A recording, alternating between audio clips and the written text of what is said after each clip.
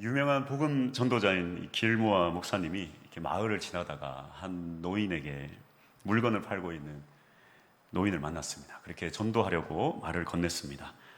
안녕하세요. 요즘 장사 잘 되시는지요? 네, 그럭저럭 잘 됩니다. 혹시 예수를 믿으십니까? 물론이지요. 예수 믿고 구원받은 것은 정말 위대한 일인 것 같습니다. 그때 이 길모 목사가 다시 말했습니다. 예수 믿는 것보다 더 위대한 일이 있습니다.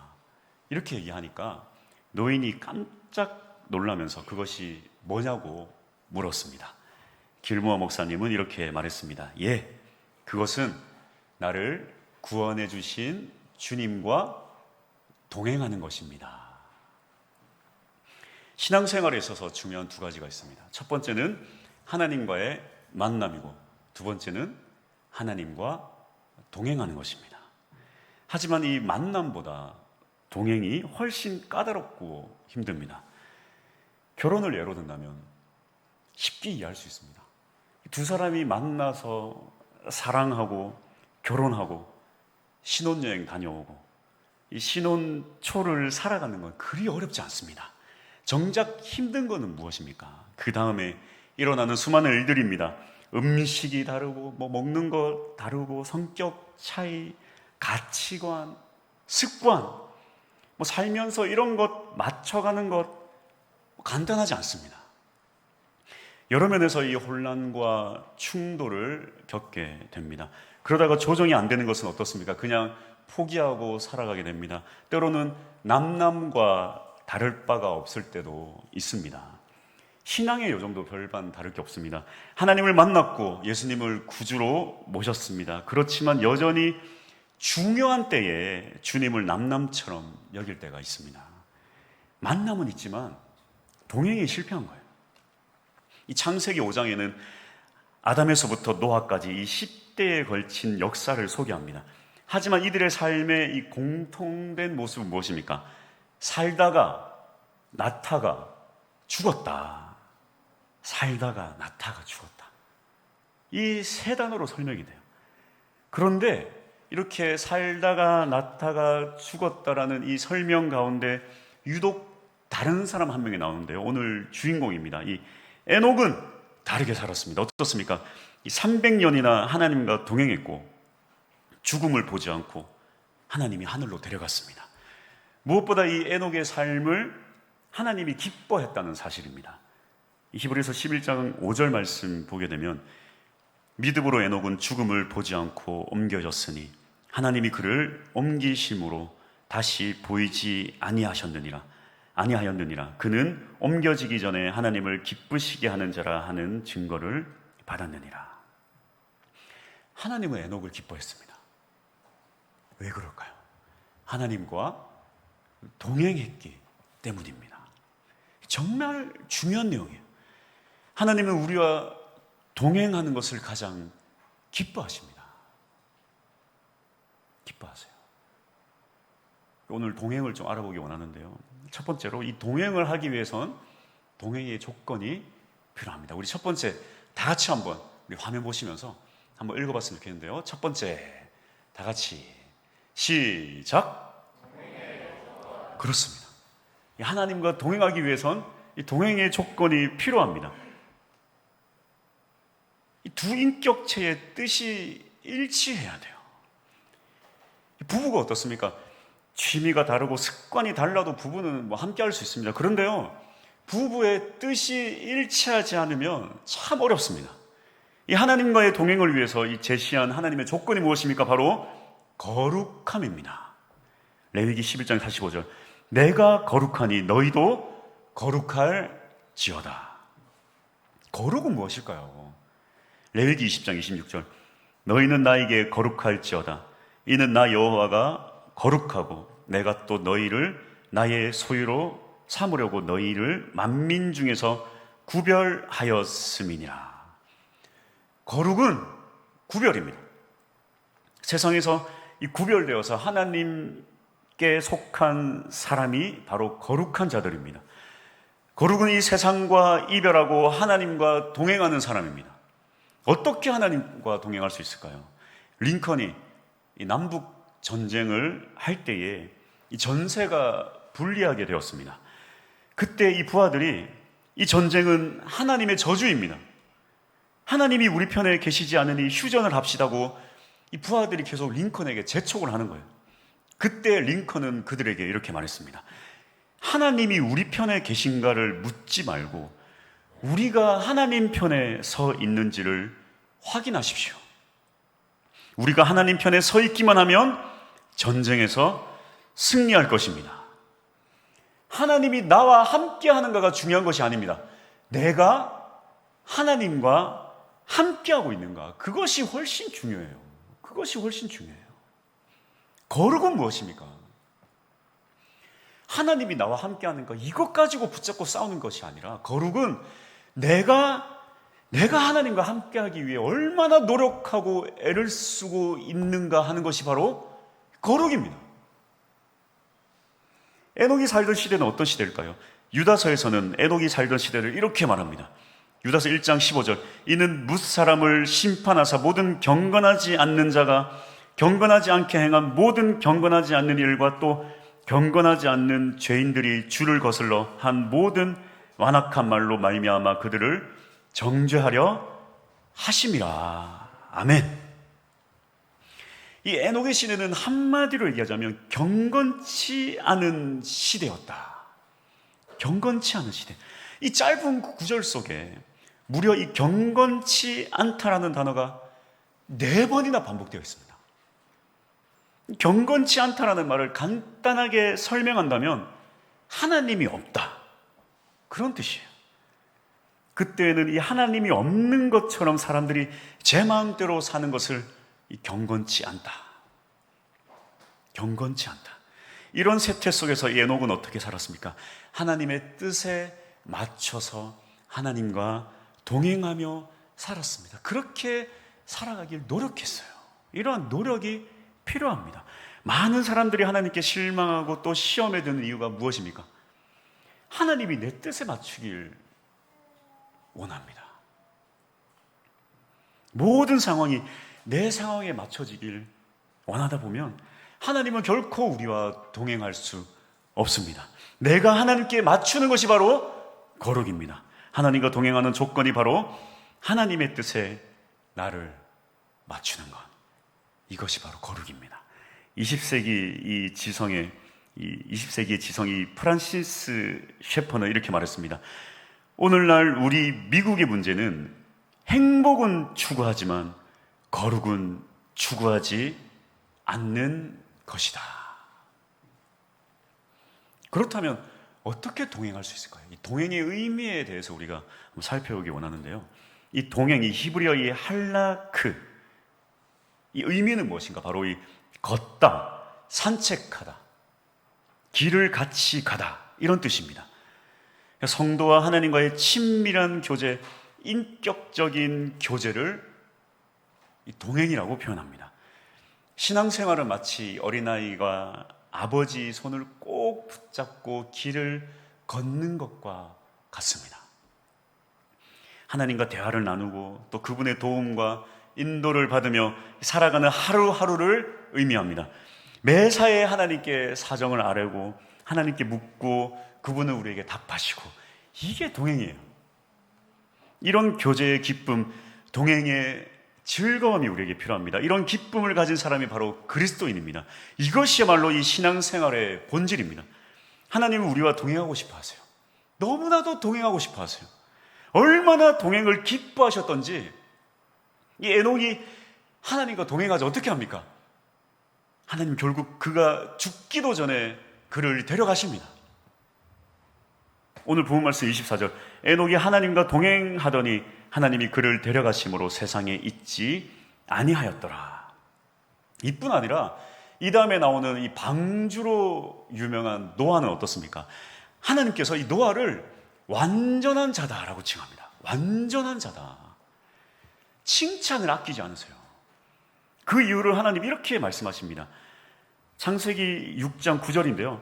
노아는 의인이요 당대의 완전한 자라 그는 하나님과 동행하였으며. 그러니까 노아의 모든 행동이 완벽해서 완전한 자가 아니라 노아가 하나님과 동행했기 때문에 그를 완전한 자라 부르신 것입니다. 하나님은 이렇게 간절히 우리와 동행하기 원하세요. 여러분과 동행하기 원하십니다.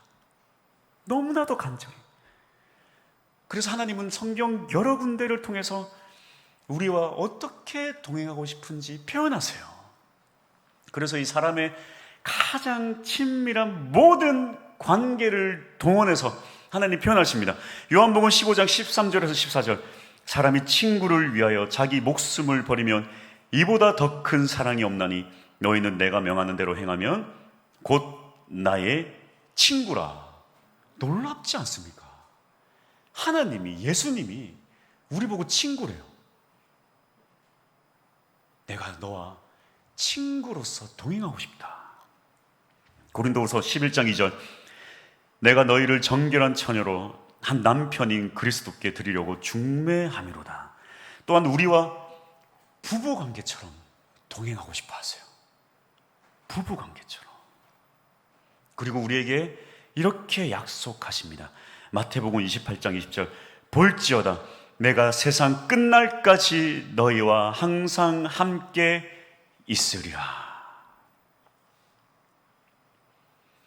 우리가 섬기는 하나님은 살아계신 하나님이십니다. 그분은 무엇보다 나와 인격적인 교제를 나누고 싶어 하세요. 동행하고 싶어 하십니다. 아주 친밀한 교제를 나누고 싶어 하세요. 때로는 이 교회를 위해서 여러 봉사와 또 여러 가지 사역으로 우리가 최선을 다하지만 정작 하나님께서는 우리에게 이렇게 말씀하실지도 모릅니다. 내가 나를 위하여 일하는 것도 좋지만 나는 너와 좀 같이 있고 싶다. 너와 같이 있고 싶다. 신학자 A.W. 토저는 이렇게 말했습니다.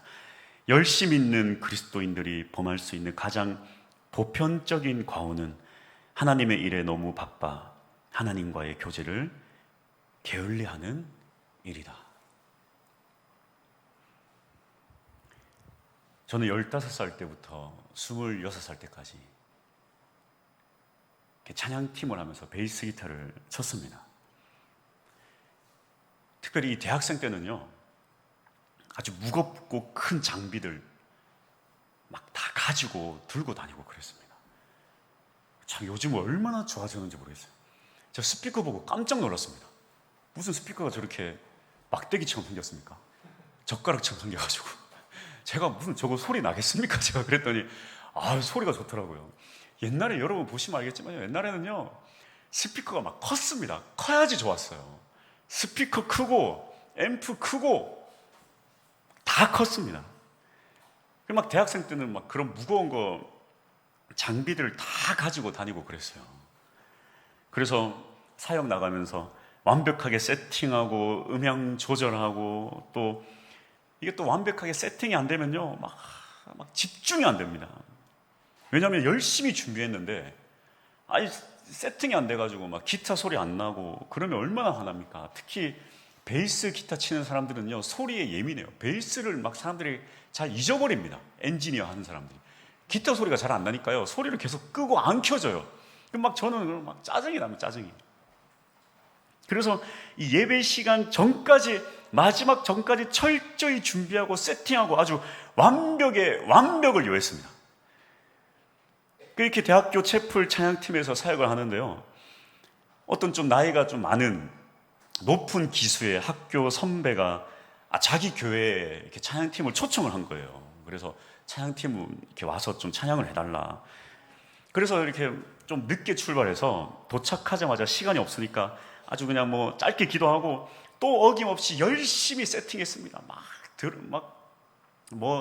스피커 하고 앰프 하고 드럼 뭐 막 통 크잖아요. 막 드럼 설치하고 이거 설치하고 소리 내고 막 소리 마음에 안 들어서 계속 세팅하고 열심히 세팅하는데 1시간 정도 남았는데 여전히 세팅이 완료가 안 돼서 이거 해 저거 해 막 정신이 없었습니다.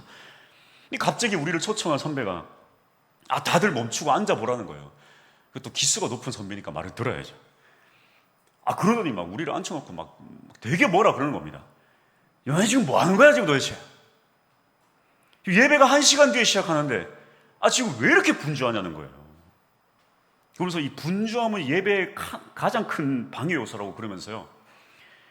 그냥 갑자기 오늘은 악기 없이 예배합시다. 딱 그러는 거예요. 악기 없이 예배합시다.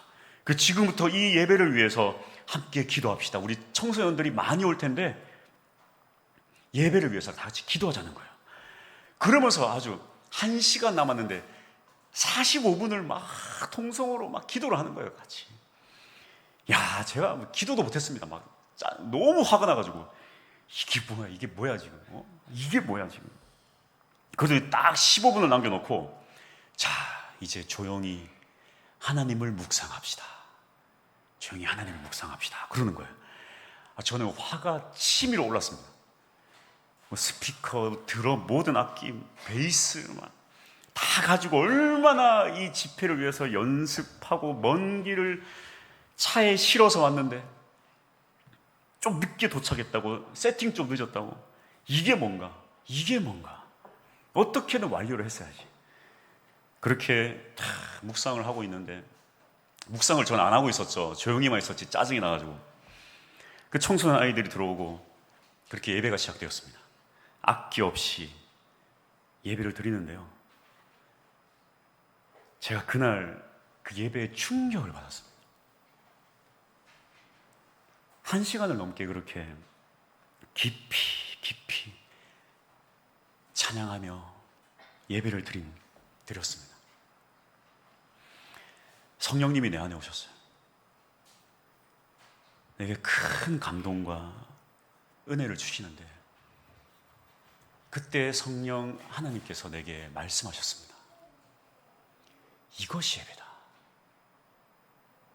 이것이 예배다.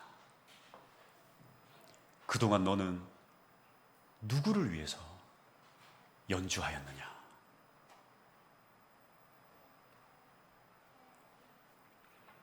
그때 제가 하나님의 음성을 듣고, 그 이후에 제가 이 찬양 인도자로 사역을 전향하게 되었는데요, 제 사역의 모토가 되었습니다. 20년이 훨씬 지난 일이었지만 지금도 저는 이 15분의 시간을 철저히 지킵니다. 예배 전 15분 아무것도 하지 않고 오직 주님만 묵상하면서 이 주님과의 데이트를 위해 이 아름답고도 떨리는 이 준비하는 시간, 지금도 이 떨림은 멈추지 않아요. 새벽 예배, 수요 예배 다 마찬가지입니다. 제게 있어서 적어도 이 예배 전 15분의 시간은 오직 하나님께만 집중하는 시간입니다. 하나님께만 집중하는 시간.